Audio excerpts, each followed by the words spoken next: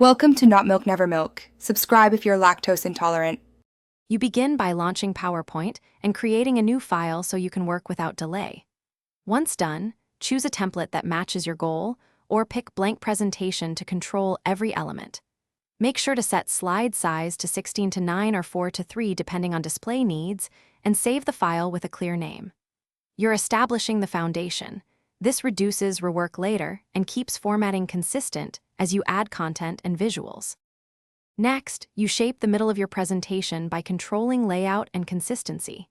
Open Slide Master to set global fonts, color palette, and a logo so every slide matches.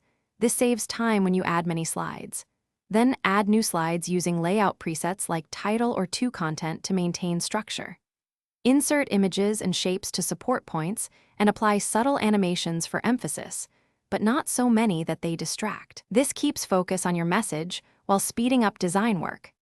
To complete your work, you now polish timing and compatibility so the presentation runs smoothly for others.